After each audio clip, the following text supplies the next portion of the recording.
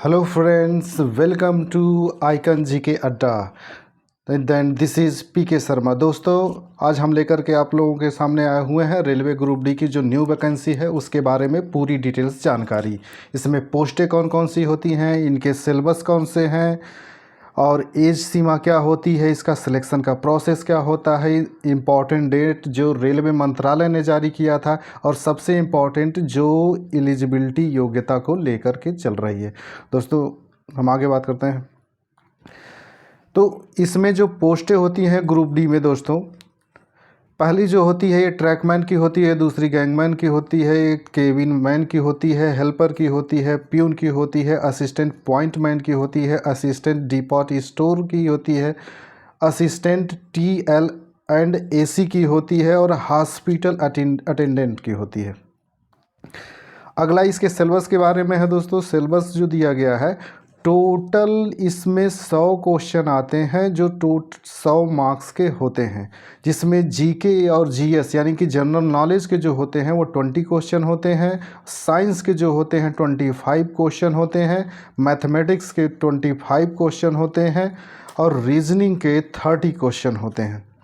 दोस्तों, जिसमें से दो सेक्शन इसका जो है ये जीके का और साइंस का, इसके लिए हमारी वीडियोज आ रही है। हमारी वीडियोज की 11,000 साइंस की सीरीज चलाई जा रही है जो प्रीवियस ईयर के क्वेश्चन हैं। अगर आप उन सारे सीरीज को देख लेते हैं तो आपको साइंस में कोई दिक्कत नहीं आएगी। आप 25 के 25 क्वेश्चन करने की कंडीशन में होंगे। जिन दोस्तों ने चैनल को सब्सक्राइब नहीं किया है वो चैनल को सब्सक्राइब कर लेंगे। दोस्तों, आगे बढ़ते हैं। फिर इसके बाद इसमें जो एज सीमा दी गई है दोस्तों, वो जनरल के लिए 18 से 33 वर्ष होगी और ओबीसी के लिए 36 यानी कि 3 साल की उन्हें छूट दी जाएगी। इसलिए उसका 33 से बढ़ कर के 36 हो गया। SC ST को 5 वर्ष की छूट दी जाएगी, जिससे इनका बढ़ कर के 38 वर्ष हो गया। अगला है दोस्तों इसके लिए एलिजिबिलिटी, जो कि सबसे ज़्यादा इस समय समस्या कर रही है बच्चों को, जो परेशानी कर रही है कि आखिर इसकी एलिजिबिलिटी क्या होगी। क्या 10th पास होगा, क्या ITI इसके साथ मांगा जाएगा कि नहीं मांगा जाएगा। हालांकि रेलवे मंत्रालय ने जो नोटिस जारी किया था उसमें अभी कुछ भी क्लियर उसने नहीं किया है।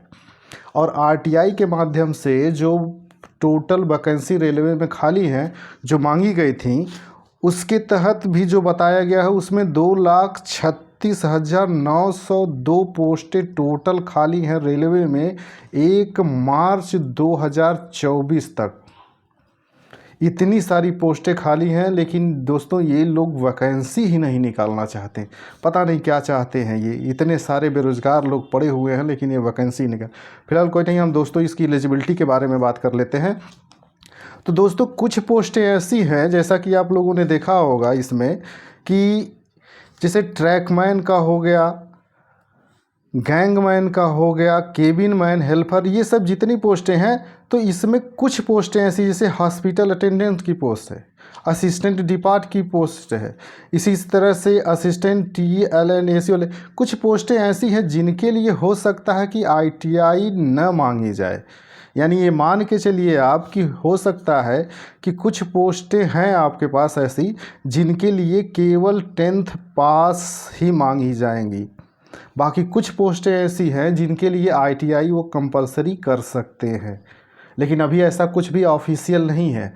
ये जब सितंबर में आ जाएगा आपका नोटिस ग्रुप डी की भर्ती का, तभी क्लियर हो पाएगा कि किन पोस्टों के लिए वो 10th पास केवल मांग रहे हैं, किन पोस्टों के लिए 10th पास प्लस ITI भी मांग रहे हैं। तभी हो पाएगा, तभी क्लियर हो पाएगा। तो अभी आपको परेशान होने की ज़रूरत नहीं है। तो जिन लोगों ने 10th पास किया है वो चुप मार के केवल तैयारी पे ध्यान दें, क्योंकि सितंबर में वैकेंसी आने वाली है।